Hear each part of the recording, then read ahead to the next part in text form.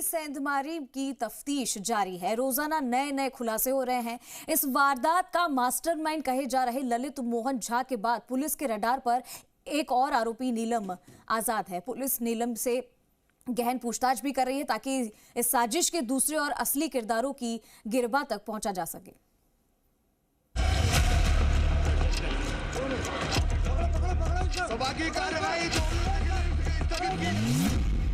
संसद में सेंधमारी, देश से गद्दारी। मास्टरमाइंड का खुलासा, अराजकता। संसद कांड की तफ्तीश में जो कुछ भी निकल कर आ रहा है वो बेहद घातक दिख रहा है। इनके बिना पर जांच एजेंसी ऐसे सूत्र तलाश कर रही है जिनके तार दूसरे देशों में छिपकर बैठकर भारत विरोधी एजेंडा चलाने वालों या फिर दहशतगर्दों से भी जुड़े हो सकते हैं। दरअसल संसद में सेंध लगाने वालों ने साजिश भी कुछ इस तरह रची थी कि अगर वो पूरे तौर से जमीन पर उतर जाती तो देश के सिक्योरिटी सिस्टम के लिए विस्फोटक साबित हो सकती थी।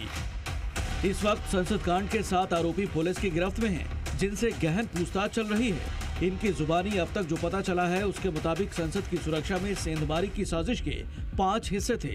3 को अमली जामा पहनाने में इन आरोपियों को कामयाबी मिल गई, लेकिन साजिश के 2 हिस्सों को लेकर ये आरोपी या तो चूक कर गए या फिर उस पर अमल करने से डर गए। आरोपियों की साजिश में संसद के सिक्योरिटी सिस्टम को चकमा देना पहले नंबर पर था और इसमें इन्हें कामयाबी भी मिली। 2 आरोपी मनोरंजन और सागर शर्मा जूते में स्मोक कैन को छुपाकर संसद के भीतर तक पहुंच गए।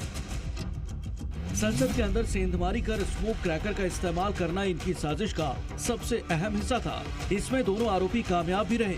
दोनों ने दर्शक दीर्घा से कूदकर न सिर्फ सदन की कार्यवाही को बाधित किया बल्कि वहां रंगीन धुआं भी छोड़ा। इसके बाद कुछ पल तक सदन के अंदर बेचैनी और घबराहट की स्थिति बनी रही। साजिश करने वालों में 2 आरोपियों को संसद के बाहर नारेबाजी करने की जिम्मेदारी दी गई थी। दोनों ने संसद के बाहर स्मोक क्रैकर भी छोड़ा। दरअसल ऐसा करना सरकार पर दबाव बनाने की कोशिश का हिस्सा था, लेकिन अब जो जानकारी मिल रही है उसके मुताबिक इस साजिश का चौथा हिस्सा सबसे खतरनाक था। आरोपियों ने फायर प्रूफ जेल लगाकर संसद भवन में आत्मदाह की प्लानिंग तैयार कर रखी थी, लेकिन जेल की ऑनलाइन पेमेंट नहीं होने की वजह से उन्हें इस प्लान को छोड़ना पड़ा। आरोपियों की मंशा सदन में पर्चा फेंकने की भी थी ताकि ऐसा करके वो देश के सामने खुद को साजिशकर्ता की बजाय क्रांतिकारी के बतौर पेश कर सके, लेकिन इसमें वो नाकाम रहे।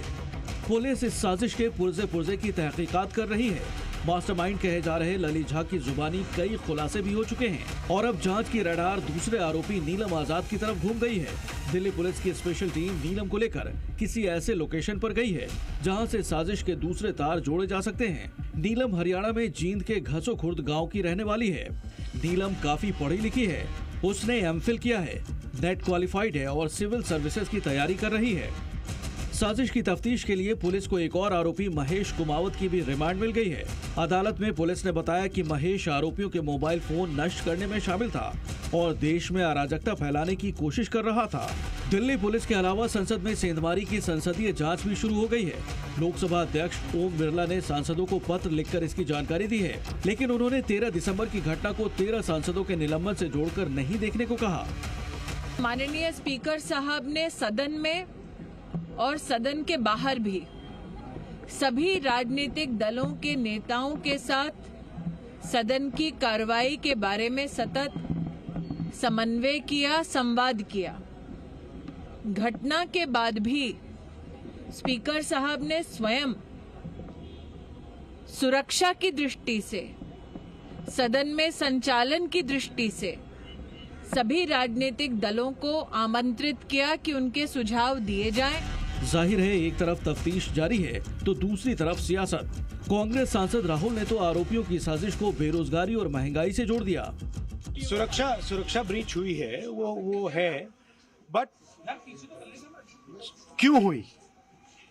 जो देश में सबसे बड़ा मुद्दा है, बेरोजगारी का मुद्दा, जो पूरे देश में उबल रहा है, मोदी जी की पॉलिसीज के कारण हिंदुस्तान के युवाओं को रोजगार नहीं मिल रहा है, तो ब्रीच जरूर हुई है, बट इसके पीछे कारण बेरोजगारी है और महंगाई है। राहुल के बयान को सुनकर बीजेपी बिफर उठी है। पार्टी ने साजिश के पीछे बेरोजगारी वाली दलील पर पलटवार किया। राहुल गांधी जी, आपको हुआ क्या है? किस स्तर पर आप चले गए हैं? मतलब आप 3 चुनाव क्या हारे,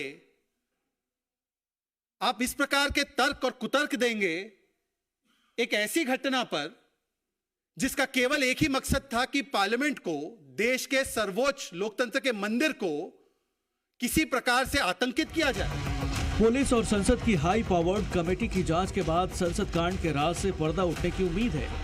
उससे पहले इस वक्त तमाम आरोपियों की जुबानी हो रहे खुलासे पर पूरे देश की निगाहें अटकी हैं। ब्यूरो रिपोर्ट, जी मीडिया।